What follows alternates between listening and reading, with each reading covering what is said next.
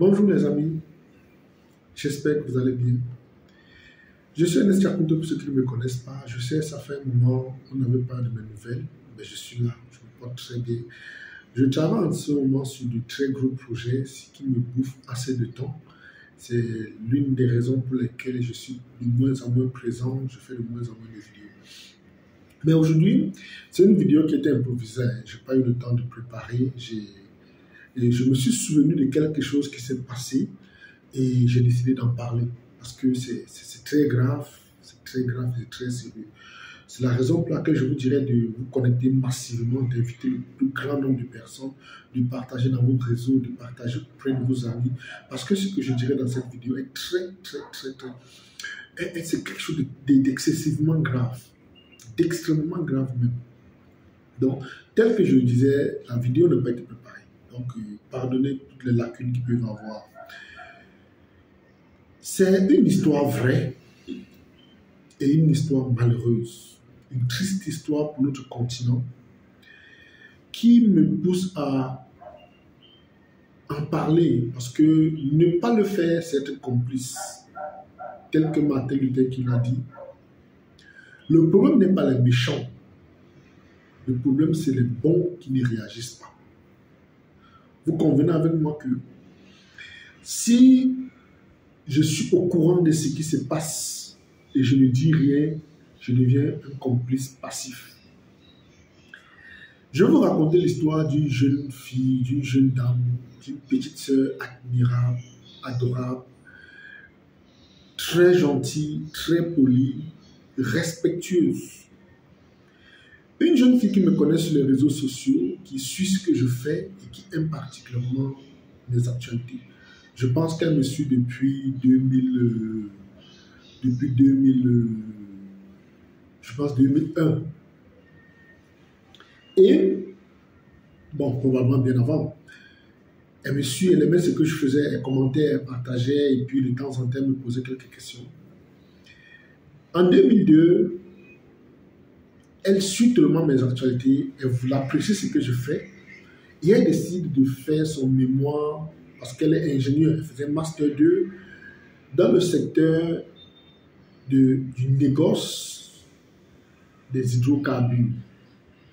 Ne sachant où s'adresser, parce qu'elle a fouillé partout autour d'elle, ses enseignants n'avaient pas d'informations particulières, et elle lisait mes vidéos, mes articles, elle regardait mes vidéos et elle les appréciait. Elle m'a approché me disant, grand frère, j'ai besoin que vous m'encadriez parce que je vais faire un mémoire sur les hydrocarbures. Et elle devait parler de matières premières, bien évidemment. Dans son mémoire, elle voulait soulever une problématique qui devait apporter une très grosse solution dans ce domaine. Et le sous-thème était l'impact du prix des hydrocarbures sur l'économie africaine depuis les années 60. Un sujet extraordinaire, un sujet jamais abordé. Lorsqu'elle est venue vers moi avec ce thème, je lui ai dit, petite sœur, je te soutiens. Je suis avec toi, je vais t'accompagner dans ton mémoire. Et j'ai commencé à lui donner des articles. À un moment donné, j'ai commencé à moi-même, parce qu'il faut savoir qu'étant négociant des matières premières, je ne connais pas tout. J'ai commencé à me documenter. Et elle était butée. Elle était confrontée à une situation. Vous savez, pour ceux qui ne le savent pas, le négoce des matières premières est un secteur qui est longuement caché. Et ce sont des cours assez rares. Il y a très peu d'écoles qui dispensent des cours dans ce domaine. Et c'est d'ailleurs pour cette raison qu'étant acteur dans le domaine depuis 2005, je décide en 2016 de mettre à disposition du grand public, de mettre à disposition de mes frères africains une formation sur le négoce des matières premières. Parce que je me retrouvais seul dans le secteur, je m'étais tout le temps sur des marchés avec des autres. Et je me suis dit non, ça ne peut pas continuer de la sorte. Il faut bien que les Africains soient au courant. C'est pourquoi j'ai lancé des formations dans le domaine.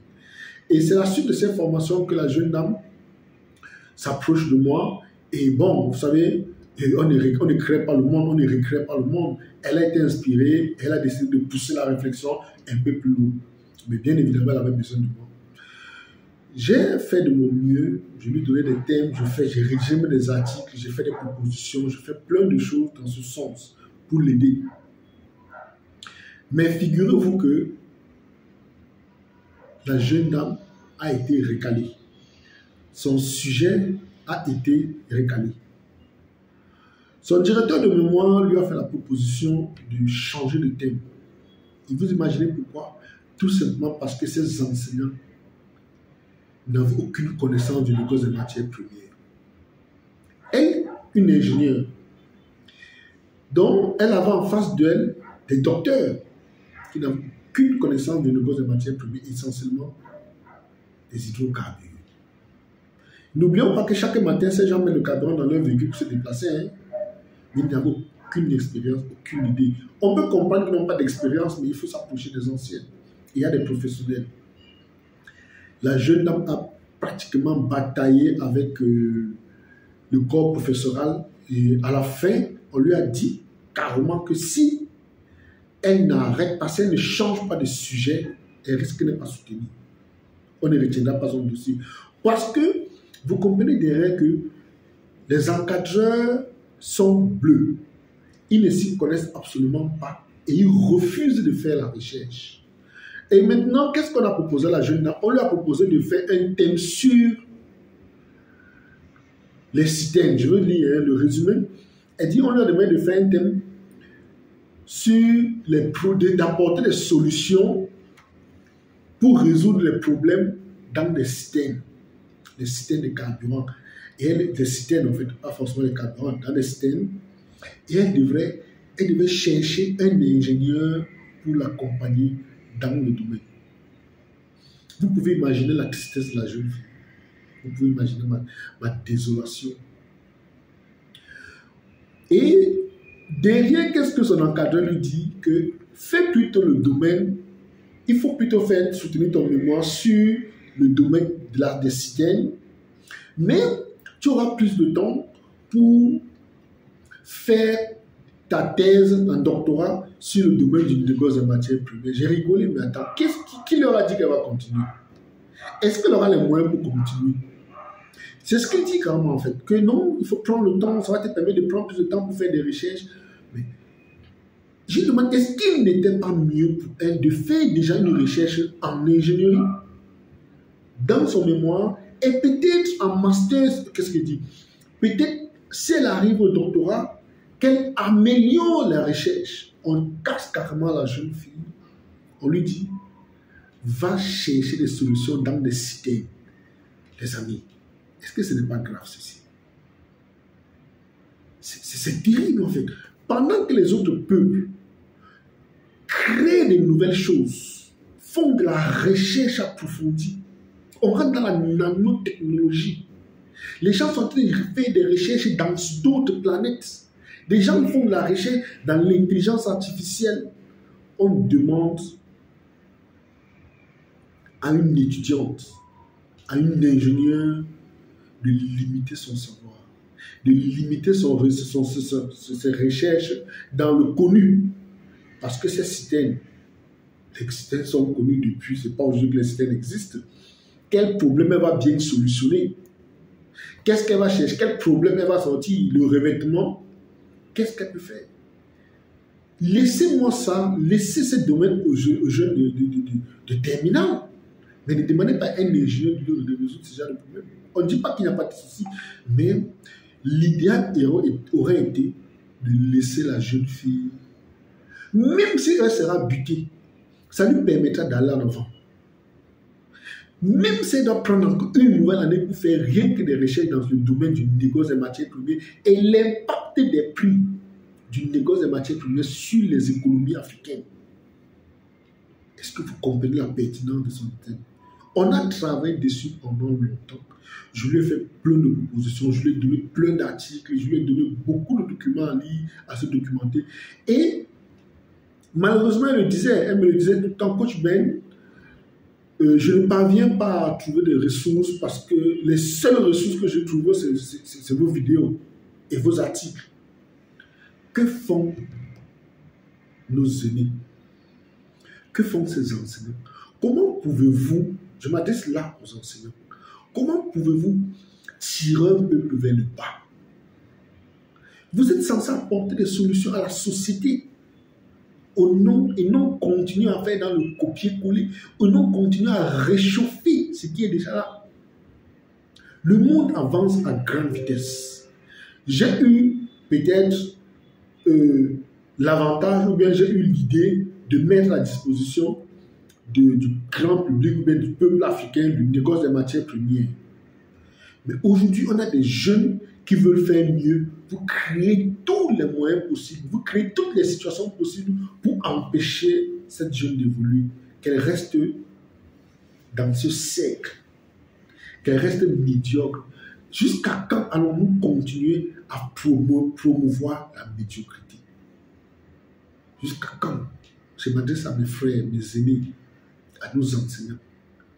Pourquoi ne voulez-vous pas pousser les jeunes à rechercher, à pousser le savoir, à chercher plus loin? Vous voulez absolument les contenir dans ce que vous connaissez. Puisque vous avez un savoir déterminé, vous pensez que personne doit aller au-delà. Et la jeune fille, malheureusement, m'a dit, Coach Ben, je suis obligé de sortir du pays. Je suis obligé d'aller ailleurs, me faire former. Et elle me disait encore, je comprends mieux pourquoi la majorité des jeunes veulent toujours aller à l'extérieur. Parce qu'en restant sur place, on fait exactement du surplace. On fait dans le réchauffé. On fait du déjà vu, déjà fait. On ne crée pas, on n'invente pas, on n'innove pas. Chers frères, chers enseignants, changez cette façon de faire. Changez cette façon de faire. Quel Cameroun ou bien quel avenir voulons-nous, quelle jeunesse voulons-nous laisser à notre progéniture? Si nous les empêchons de chercher, si nous les empêchons de pousser la recherche, ils sont jeunes, ils ont encore cette matière grise, ils ont le temps de pousser la recherche, ils ont le temps de commettre des erreurs, mais vous dites non. Ne faites pas des recherches dans le niveau des matières premières. Ne nous sortons pas des solutions sur l'impact du prix des hydrocarbures sur nos économies. Va étudier les systèmes. À un moment donné, ayez un peu pitié en fait. À la limite, mettez un peu de la pitié dans ça. Pourquoi en fait endormir, enfermer le savoir de la jeune? Pourquoi on veut absolument enfermer le savoir? On veut toujours nous accaparer l'intelligence des gens, les maintenir dans un cercle fermé, tout simplement parce qu'on veut les manipuler. À un moment donné, arrêtons ça. Les autres peuples nous regardent. Et nos enfants sont en concurrence avec les autres. Tel qu'on dit, lorsqu'ils seront au carrefour du donner et du recevoir, qu'est-ce que nous en proposerons? Qu'est-ce que les étudiants camerounais, pour le citer, proposeront? Ils proposeront quoi? Ils vont à une compétition internationale où on fait des recherches, elle vient proposer les solutions sur les systèmes, pendant que les gens sont en train de proposer l'intelligence artificielle. Elle vient avec un thème bien fait.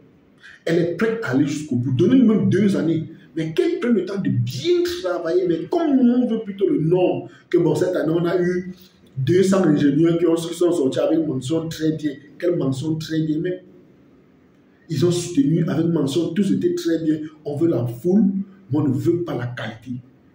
On veut juste la masse. C'est très grave. C'est très grave.